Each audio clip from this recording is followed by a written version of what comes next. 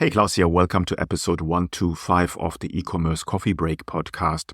Today I'm talking to Dru Carpenter, founder of slippy.io, about how to personalize the offline experience and why your customer unboxing experience is important. So let's dive into it. This is the eCommerce Coffee Break, the podcast dedicated to Shopify store owners who want to optimize their business for maximum conversions and revenue. Each week, you're going to get actionable advice and hear from special guests talking about various topics on how to run a profitable business on Shopify. Learn how to survive in the fast-changing e-commerce world with your host, Klaus Lauter, and get e-commerce insights you can't Google. Welcome to the show.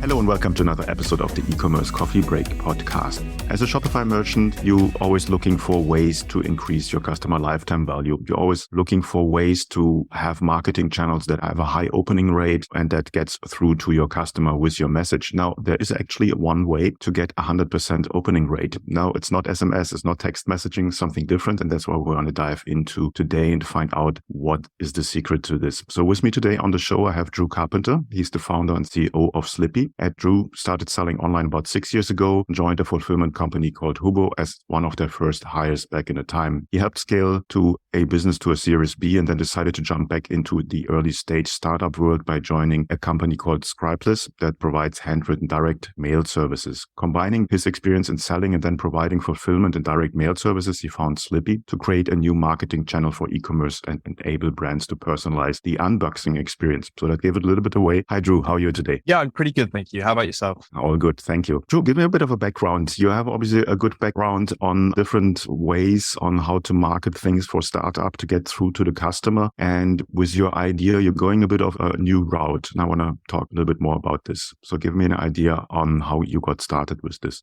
Sure. So I'd say obviously a lot of my background is in fulfillment and joining a company called Huboo, helping scale that. I was in business development, but I was also picking and packing orders, outreaching, finding new customers, going down to the warehouse and onboarding them. So pretty good idea on how the fulfillment process works. I joined a company called Scribeless, as you mentioned, that provided handwritten direct mail services. So that was all about the boxing and the experience and customer experience and helping improve that. Handwritten direct mail, try and boast a pretty high open rate, but you can't really say it's 100%. We can't track it. And it's something that can still be reliant on address data and whether the customer actually opens it. If it's handwritten, of course, they're more likely to open it, but they still don't necessarily do. So I joined the company. We let some e-commerce companies at the time use our handwriting AI software to print things in-house. It was quite high-end printers and the process was fairly manual. So it only really worked for kind of high-end jewelry companies. And generally they use it for stuff like gift messaging and a few extra bits. But it wasn't very feasible in a fulfillment process without an insanely high average order value. I joined obviously from a fulfillment background. So we worked a lot on the fulfillment process and how we can narrow that time down to a much shorter period. And we realized that if we can narrow that time down to a much shorter period and also use more affordable printing methods, then the market for this type of product becomes a lot wider. We realized that actually personalizing the unboxing experience is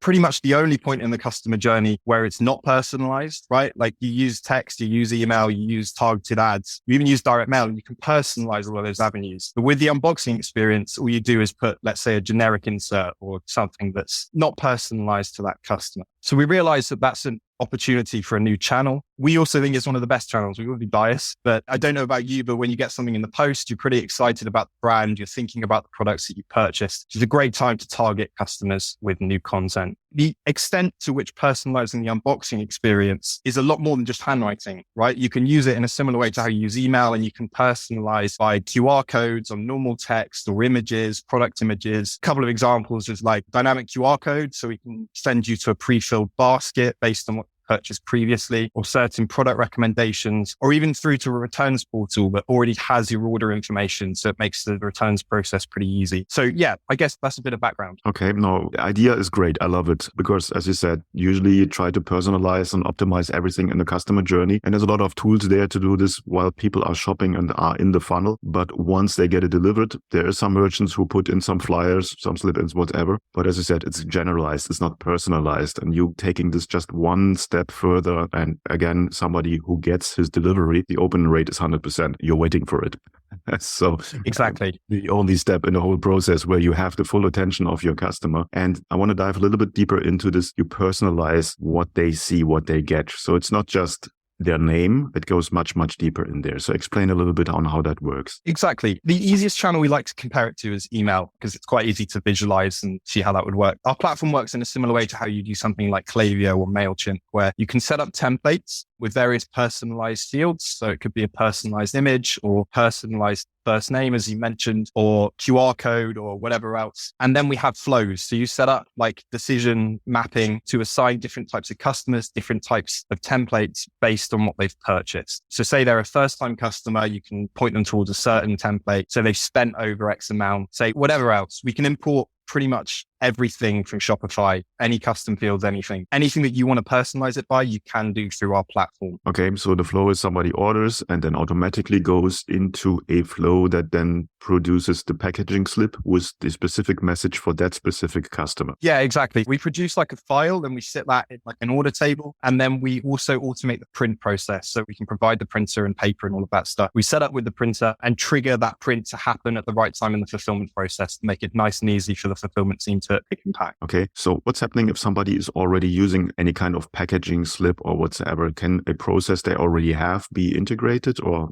taken into your system? Yeah, certainly. So there's a few different methods. And initially our kind of assumption would be that we'd almost replicate a packing slip and add some extra features because a packing slip, right, no one particularly likes them. They're quite boring. They're quite dull. What we're finding is more and more people are just removing packing slips entirely and they're going to digital pick and that kind of stuff. We've got about 8 or 9 different fulfillment methods to get this to print. So we can merge with a packing slip. We can get the information from a packing slip and put it into a template. We can remove the packing slip entirely and it can just be used as a marketing insert. It can replace it or it can be complementary alongside it. Okay. Not every merchant does the fulfillment in-house. Quite a few of them work with 3PL warehouses. It's outsourced. How would it work when this is happening? How do your process fit in with a 3PL warehouse, for instance? Sure. We set up with that 3PL. The process that we've built has been with 3PLs in mind, right? Like my background is from a 3PL, so it makes it pretty easy to sell to them. Ultimately, they become the decision maker in a lot of these things. You'd be surprised. So obviously most 3PLs don't want to offer personalized things generally, I would say, right? Like personalized packaging or different types of things. It's a hassle for them because they've got to deal with inbound storage and picking of these generic SKUs where they come down to like different inserts or packaging types. And they don't really have logic to assign, say, they don't have the logic to personalize it. So you can't assign certain packaging to certain orders generally. With us, we're essentially a print on demand solution. So yes, they do have to have a printer on the packing bench, but from that point, all they need to do is pick it at the same time as the order. So they don't have to deal with getting things through inbound. They don't really have to deal with storing lots of different types of inserts for different types of customers. It works pretty well for 3PLs as well. And obviously they make money off it because they can charge customers to include one of these in their orders. Okay. Now, when it comes to the printing material, to the paper, to the printer, how does that work? Sure. So obviously we've tested a lot of printers. I think you can see some in the back behind me, actually.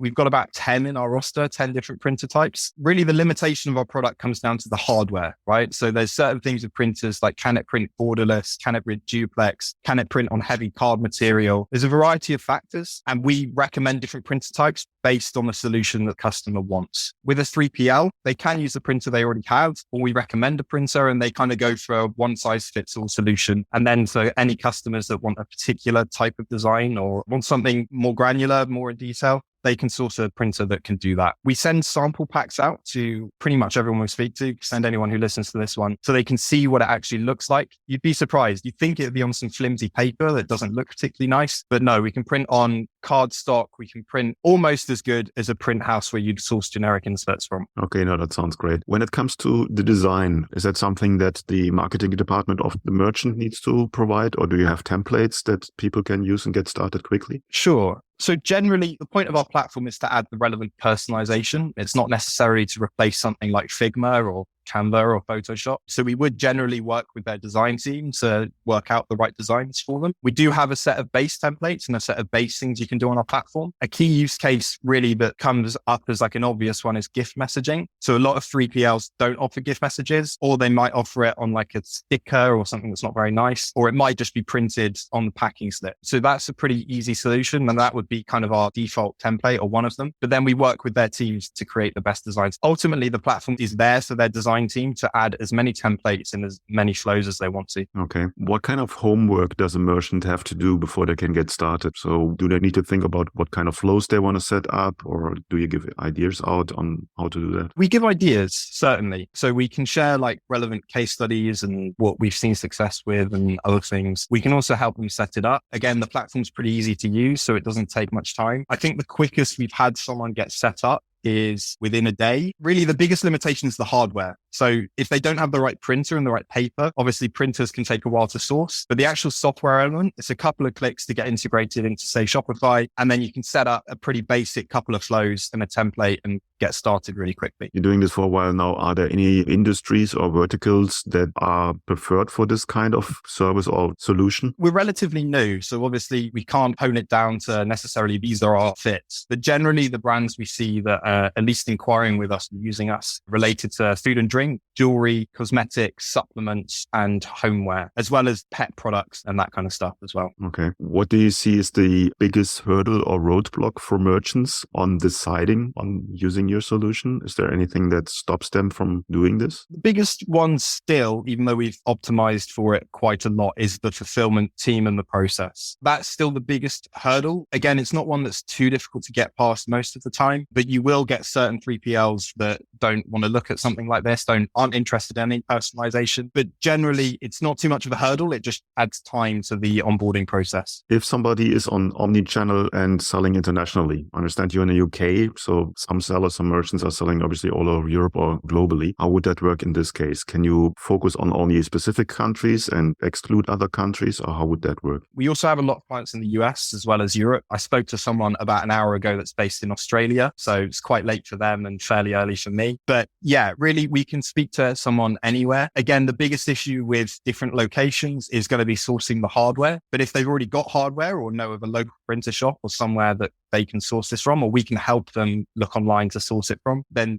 that's really the only barrier. Other than that, it can all be done online. Okay. You already said implementation is fairly quick and relatively quickly done. When it comes to the pricing, what kind of pricing is involved there? We offer a free tier for people wanting to get started. Again, that requires them to have their own hardware. We don't source that for them. It's 200 free prints a month. So say they just want to use this for gift messaging, or they just want to use this for a specific use case and they're fulfilling from their garage, they can sign up and set up for free. We then have subscription tiers. We've tried to advertise pricing on our website and have it in various buckets. Ultimately, it comes down to, do they have the right printer? Do they have the right paper? What integrations do they need? What 3PL do they work with? Do we charge the 3PL? Do they charge the merchant directly? Like, what's the process? So most of the time we quote on a case-by-case basis. But generally, it's a subscription fee, which gives you use of the platform to do with what you'd like. And we have that free tier available as well. Okay, sounds great. What kind of calls to actions do you recommend for this? I can imagine there's quite a range of things that you want to do your customer if they get this delivered to do. So give me just a couple of examples that our listeners get an idea on how you can use this kind of inlay or flyer in the best possible way. Sure. I would say generally that the best way is by dynamic QR codes. Everyone now knows what a QR code is. It's personalized to that customer, so they can click it and then you send them to a particular point. We find that like pre-filled baskets work really well, or perhaps you have a QR code like hovering next to a product that you've got a product image of that's a product recommendation. So you link them through to that product. QR codes generally work the best, we found. You can have it as like a smaller touch point within, say, subscription orders. Say you're sending one of these every month, you can stage it, right? So you could have a smaller touch point for a couple of them and then link them to a QR code or whatever else. Another one is discount codes. So including like a coupon code or something on the slip itself. Okay. How did you get feedback from merchants in regards of how it increased their customer lifetime value or upsells or cross-sells after their first purchase? Yeah, we have a few. And again, happy to shoot anyone over some case studies on this stuff. From the clients that have run tests, like typically they see the customers that receive a print are around 15% more likely to make a return purchase than customers that don't. For subscriptions, we've seen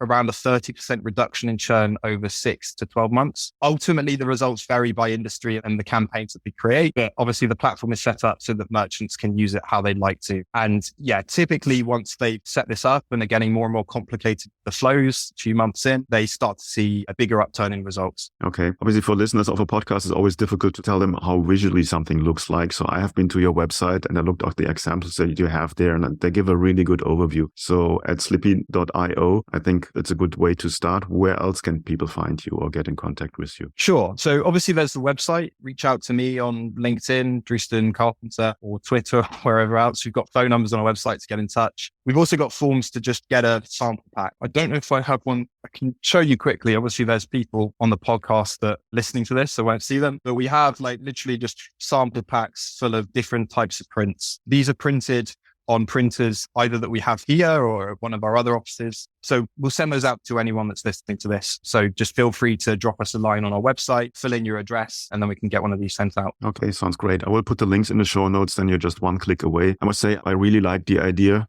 to have a personalized message when it arrives. And I reckon that there is a ton of potential for most sellers, for most merchants to improve the customer lifetime value by just doing this. Thanks so much. It was very insightful and hope to talk to you soon. Yeah, no worries at all. Great to speak to you.